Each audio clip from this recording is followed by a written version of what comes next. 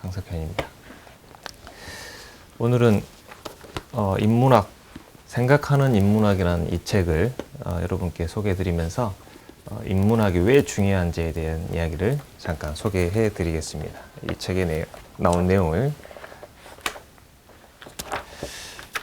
이 책의 121쪽에 보시면 지금 우리나라 현실을 이렇게 이야기하고 있습니다. 지금 우리 현실은 입시지옥, 치욕지옥, 그 다음에 자본지옥에 지금 시달리고 있다.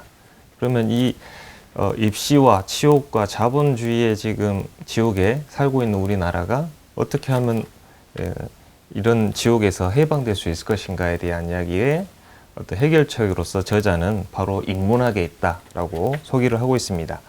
그래서 이 저자는 BC 420년경 그리스에서 데모크리토스가 원자론을 완성했다는 내용과 AD 1803년에 영국에서 돌톤이 데모크리토스의 고대 원자론에 깊은 영향을 받아 근대적인 의미의 원자설을 발표했다라고 되어 있습니다. 그렇다면 이 두 사람에게는 공통점이 있었다. 이 두 사람은 모두 다 철학자였다는 것입니다. 그래서 어떤 사람은 고개를 갸웃거리며 이렇게 말할지도 모르겠다. 데모크리토스라면 몰라도 화학 교과서에 나오는 돌톤이 철학자였다고? 라고 그런 소리를 처음 들어보겠다라고 한다고 한답니다. 하지만 한편으로는 그 돌톤이라는 학자는 맨체스터 대학과 뉴 칼리지 대학에서 철학을 강의하였고 자신이 회장직을 맡은 맨체스터 문학철학협회에서 116편에 달하는 과학철학 논문과 문학작품을 발표한 철학자이자 문학자였다는 것이었습니다. 자, 그는 또 당대 최고의 문법 교과서를 집필한 문법학자이기도 하였다는 것입니다. 지금 그 원자설을 발표한 돌톤이 지금 그랬다는 것이죠. 나는 왜 갑자기 이 두 사람 이야기를 꺼냈을까? 데모크리토스와 돌톤의 원자론은 현대 과학이 상당 부분 틀린 것으로 이미 증명했는데도 말인데도 입시지옥이 없는 나라, 부정부패가 없는 나라, 빈부격차가 없는 나라, 그리고 약자가 존중받는 나라를 꿈꾸고 있는 지금 우리 현대 사회에서 이미 이런 나라가 이 지상에 존재할 수 있을까라고 할 정도의 그런 나라인데도 불구하고 이미 유럽의 어느 국가는 이미 입시지옥과 부정부패와 빈부격차가 그리고 없고 약자가 존중받는 나라가 이미 거의 근접한 나라가 있다는 겁니다.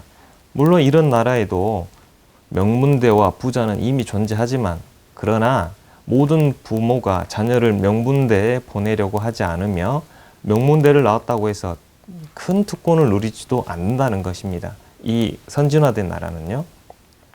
그리고 도리어 사회적인 책임감만 늘어난다는 거죠. 특권을 누리려면 말이죠. 극소수의 부자를 제외하면 빈부격차도 그다지 심각한 수준이 아닌 나라가 있습니다. 그리고 그런 나라들은 명문대를 졸업한 의사와 그리고 공업고등학교를 나온 노동자의 연봉이 큰 차이가 없기 때문에 그런 일이 가능하다. 이런 나라의 국민은 서로 경쟁할 필요가 없다. 돈을 벌기 위해서 애쓸 필요도 없다. 그냥 자신이 원하는 삶을 살면서 행복을 추구하면 된다. 그러면 사회는 알아서 잘 돌아간다. 국가는 저절로 부유해지고 강해진다. 그런데 우리는 도대체 뭐가 부족해서 유럽처럼 살지 못한다는 말인가? 같은 시대를 살고 있고 같은 민주주의 제도 아래 있는데도 왜 유럽과 달리 우리는 입시지옥, 치욕지옥, 자본지옥에 시달려야만 한단 말인가? 또 우리 모두는 보다 더 많은 돈을 벌어보겠다며 보다 더 잘 살아보겠다며 인간적인 모든 것을 희생하고 짐승처럼 살아오고 있는데 어찌하여 도리어 점점 가난해지고 있고 불행해지고 있단 말인가? 그리고 우리나라의 국가 경쟁력은 왜 나날이 하락하고 있단 말인가? 도대체 우리가 뭘 잘못했단 말인가? 결론부터 이야기해보자. 우리가 잘못한 것은 하나도 없습니다. 그렇다면 누가 잘못했단 말인가?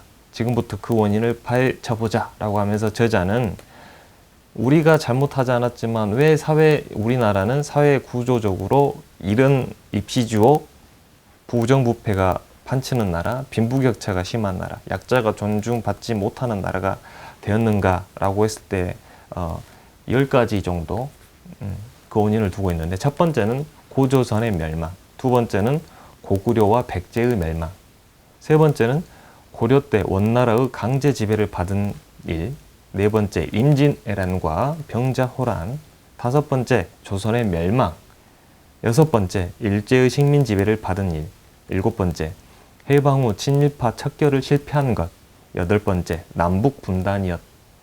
남북이 분단된 것. 이것 또한 우리나라가 스스로 결단한 일이 아니죠. 아홉 번째 6.25 전쟁이 있었던 일, 한국 전쟁이죠. 열 번째 마지막으로 군부 독재 시절 있었다.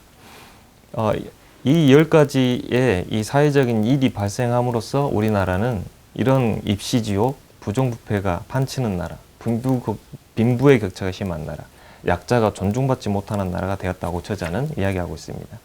눈치 빠는 사람 알아채겠지만 우리가 불행을 겪고 있는 역사적인 원인 중 6가지가 일본 제국주의, 그리고 북한 공산주의와 관련이 돼 있고, 그리고 그 6가지는 겨우 지난 100년 안에 일어났습니다. 5천년 역사 중에 고작 100년 만에 우리 민족의 커다란 불행 10가지 중 6가지가 벌어졌다는 것이죠. 그렇다면 우리는 왜 일본의 식민지가 되어야 했고, 또 왜 나라가 두 동강이 나야 했는가? 서양의 근대 과학을 일본보다 늦게 만났기 때문이고, 북한이 유물론자들의 나라가 되었기 때문이다. 아니다. 고조선과 조선의 데모크리토스와 돌톤의 생각을 뛰어넘는 생각을 하는 사람이 없었기 때문이다. 데모크리토스가 원자론을 완성했을 때 우리나라는 고조선 시대로서 막 철기 문화가 정착되어 있었고, 그리고 돌톤이 원자설을 발표했을 때 우리나라는 정순황후가 수령창점을 하고 있었다. 데모크리토스의 원자론은 조물주 대신 원자, 즉 물질을 만문의 원리로 믿는 것이었습니다.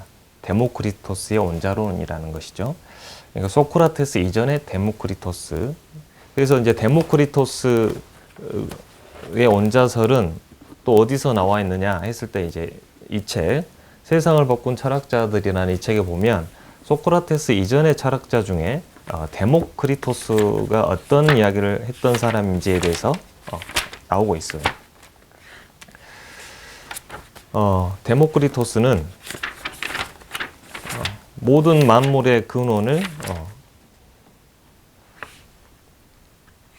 원자였다라고 하고 있어요. 그래서 데모크리토스는 BC 460년에서 약 360년 사이에 활동했던 철학자인데, 그는 사물을 서로 다른 모양과 크기의 원자로 구성되어 있으며, 세계는 서로 다른 형태의 원자들이 진공과 같은 공간에서 일정한 방향이 없이 자유롭게 운동하는 중 발생하는 충돌로 인하여 파생되어 나온 우연의 산물이라고 본 사람이 바로 데모크리토스라는 사람입니다. 자, 아무튼 더 진행해 보겠습니다. 그래서 이 데모크리토스라는 사람은 바로 이 만물의 근원이 무엇으로 되어 있는지에 대해서 사유했던 사람이다. 그래서 그래서 데모크리토스의 그 원자론은 바로 인류 최초의 유물론이라는 또 하나의 유물론이라는 사상, 유물론이라는 가치관으로 발전을 했다. 그래서 에피쿠로스에게 전수됐어요. 그리고 이 두 사람의 유물론은 예나 대학교 학생이었던 마르크스의 박사학위 논문의 주제가 되었고, 마르크스는 22살이었던 1841년에 박사가 되었고, 29살이던 1848년에 엥겔스와 함께 공산당 선언을 발표했다. 얼마 뒤에 레닌이 나타났고, 스탈린, 마오쩌둥과 김일성이 나타났다. 한편으로 돌톤의 원자설은 서구의 근대 과학기술과 군사기술이 눈부시게 성장하는 밑거름이 되었고, 이는 그대로 일본에 전해졌다. 만일 고조선에 데모크리토스를 뛰어넘는 철학자가 있었다면, 조선에 돌톤을 뛰어넘는 철학자나 화학자가 있었다면 과연 역사는 어떻게 됐을 것인가? 우리나라에 데모크리토스 같은 철학자가 있고 우리나라에 돌톤과 같은 철학자가 있었다면 우리나라가 과연 일제의 식민지 지배를 받았겠는가라는 이야기를 던지고 있는 거죠. 자, 역사는 그러면은 어떻게 흘러갔는가? 지금부터 약 2100년 전 사마천의 사기 화식열전에는 이런 말이 있습니다.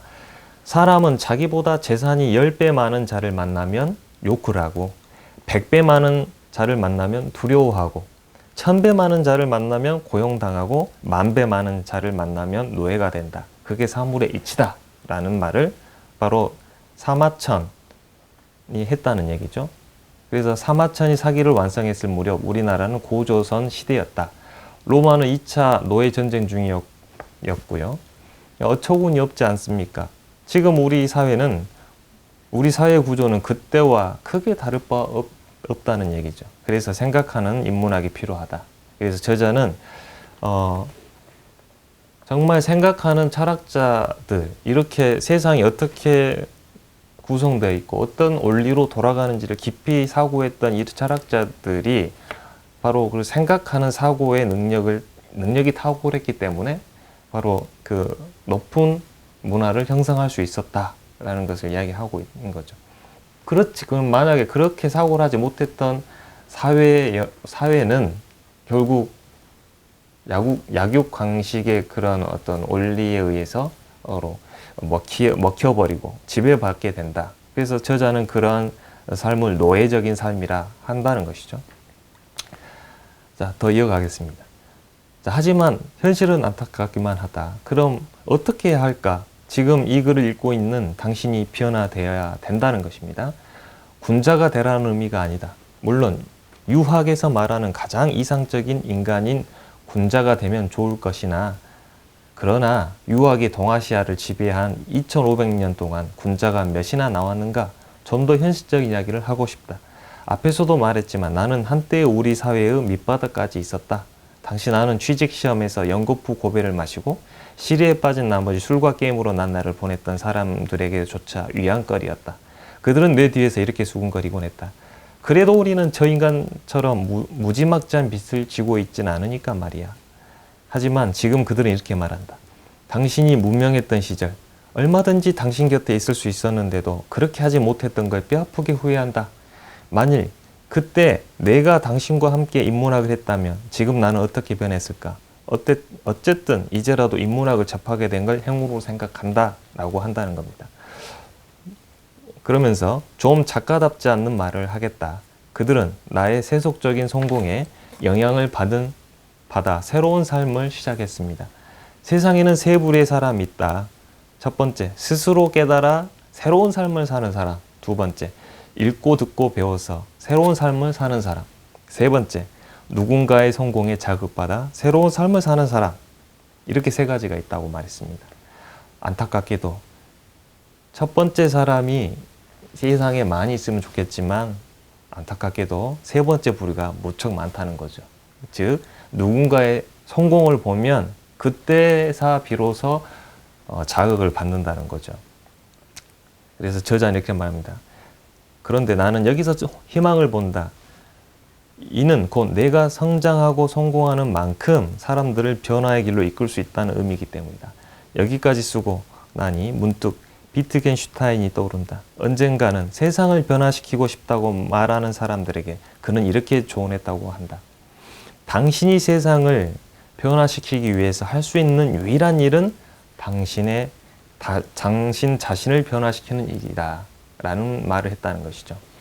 자, 지금까지 이 생각하는 인문학 중에서 저자가 말하는 왜 사람들이 인문학을 해야 되는지에 대한 이야기를 책을 제가 읽어보면서 인문학을 했던 사람들과 하지 못했던 사람들의 그 결과, 그리고 그 사람들이 속했던 사회나 그 국가가 어떻게 발전했고, 또한 인문학적인 사고를 하지 못했던 사람이나 사회나 국가는 어떻게 멸망하고 또 비참한 삶을 살았는가에 대해서 짧게 살펴보는 시간을 가졌습니다. 여러분 어떻습니까? 이 책 어떻게 왜 우리가 인문학을 해야 되는지를 좀 알고 싶다면 이 책을 한번 읽어보시고 그리고 인문학을 어떻게 해야 되는지 또 자극받는 시간이 됐으면 좋겠습니다. 지금까지 알랑가몰라 방송의 강석현이었습니다. 감사합니다.